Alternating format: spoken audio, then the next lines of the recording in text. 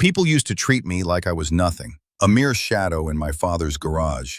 I was Maya Santos, the daughter of a well-respected garage owner, but in their eyes, my capabilities were dismissed before I even had a chance to prove them. Enter James Morrison, a wealthy businessman with an inflated ego, his condescending remarks cutting sharper than any tool in my toolkit. His BMW was in need of repairs, but to him I was just another girl who couldn't possibly know what to do under the hood.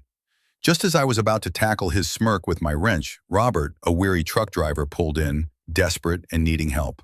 With a genuine smile, I offered to fix his truck for free, defying Morrison's scorn.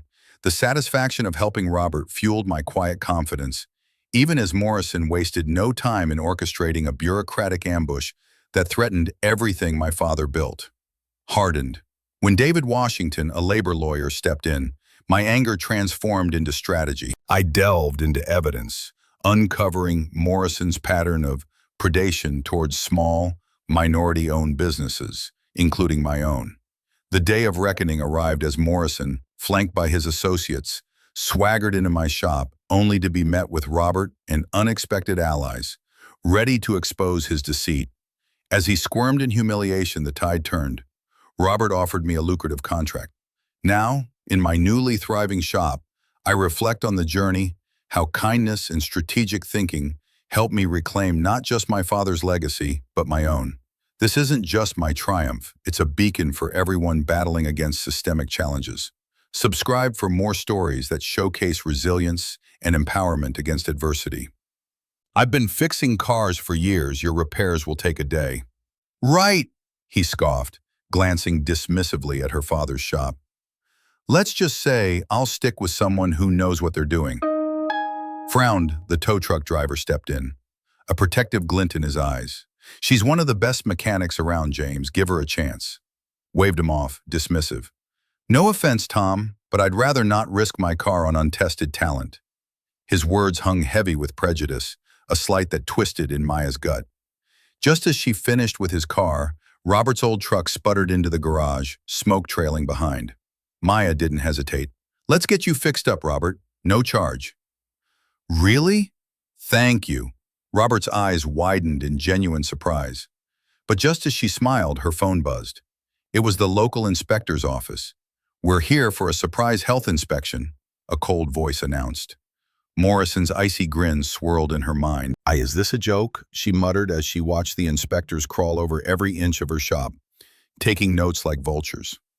The same hands that had once eagerly helped her father now threatened to crush her dreams. Morrison's laughter echoed in her ears. You're going to regret stepping into my world, kid. With a newfound resolve burning in her heart, Maya whispered, not for long. Maya wiped the grease from her hands, her brow furrowed under the weight of frustration, every coiled wire and stubborn bolt reminding her of the dismissive glare in James Morrison's eyes.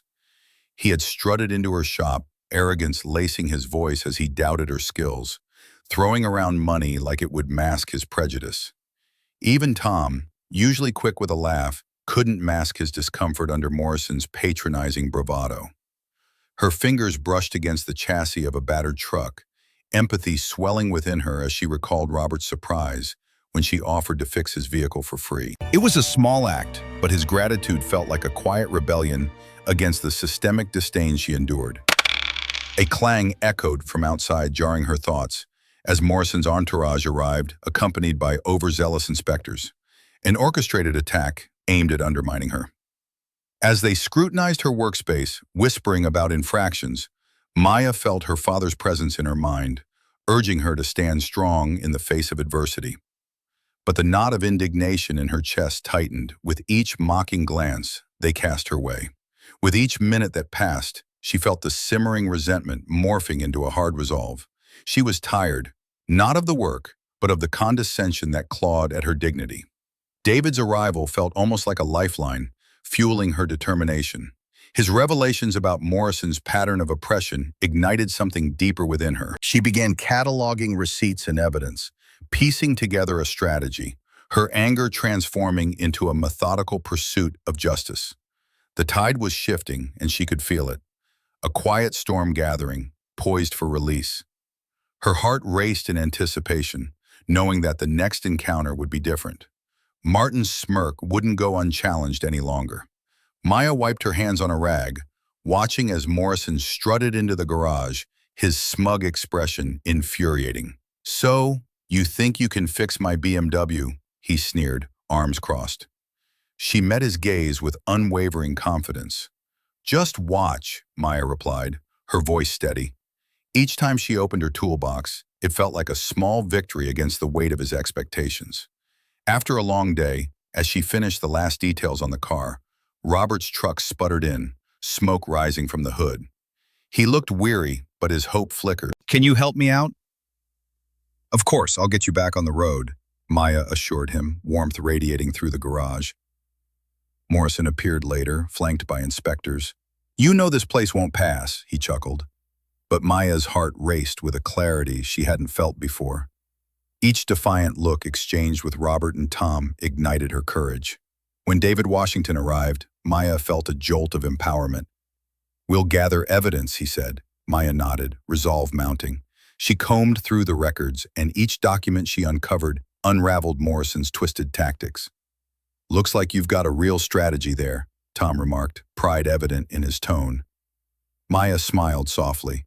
"I'm just getting started. Time for a comeback." Days later, Morrison barged in, brimming with arrogance. But today she was ready. "I know all about your games, and I brought a few friends." The air crackled with tension as Robert stepped forward, flanked by legal papers. Morrison's smug expression fell. The tide had turned. As he stammered in disbelief, Maya felt the weight lift. "You underestimated me," she whispered, heart racing. And when Robert extended that contract, optimism surged, the first step toward transformation. "Let's build this shop into something great," she replied, her voice full of newfound strength. Maya's smile spoke volumes. She was no longer just Samuel's daughter. She was Maya Santos, a force to be reckoned with. The garage hummed with activity, the whispers of triumph hovering in the air as Maya Santos looked at Robert, the man whose truck she had just repaired for free. Outside, the roar of engines faded to a stillness as James Morrison, the arrogant businessman, swaggered in, flanked by his scowling associates. The tension crackled like static. Maya held her breath, the anticipation of revenge layered with a satisfying calm. "Nice place you've got here, Santos," Morrison sneered, eyeing her as if she were nothing but a child playing mechanic. "Hope you're not getting too comfortable." The words dripped with condescension, yet the corner of Maya's mouth lifted in a subtle smile. It was her turn now. As he turned to dismiss her, a loud crash interrupted, jolting their focus outside. Robert had orchestrated the arrival of a flatbed trailer, its cargo spilling out, stacks of documents and videos showcasing Morrison's corrupt dealings and harassment of small businesses. Gasps filled the space as the evidence unfolded like a carefully orchestrated play, each reveal driving a nail into Morrison's facade. Morrison's bravado crumbled. The uncertainty in his eyes mirrored the unraveling of his carefully crafted empire.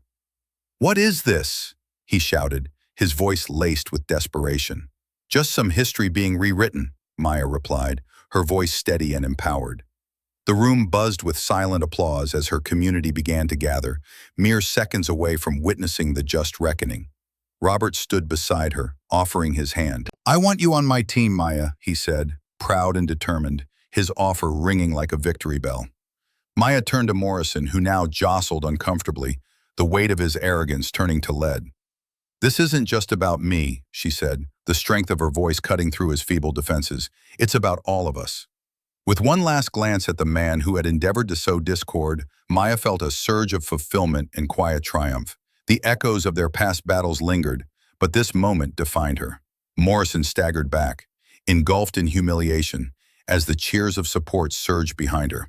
The sun broke through the clouds, illuminating Maya's shop, its doors flung wide open to a brighter tomorrow. Standing in the garage, I reflect on the chaos that unfolded just months ago. I remember the arrogance of James Morrison, the way he doubted my skills simply because of who I am. The joy of fixing Robert's truck for free felt like a drop of kindness in a sea of condescension. But what really transformed me was the courage to fight back. a journey that reminded me of my father's teachings. As I look around my thriving shop, the flicker of my father's legacy glows brighter than ever. The victory over Morrison wasn't just about saving my business. It symbolized standing up against the biases that made many feel powerless. Yet the scars remain. Remnants of a struggle that shaped me, made me wiser and stronger, while still human. As I move forward, I can't help but wonder, do you think I went too far? What would you have done in my situation? Have you ever faced someone who treated you like that? Share your thoughts and experiences in the comments below. Let's explore the nuances of right versus wrong, power, bias, and justice together.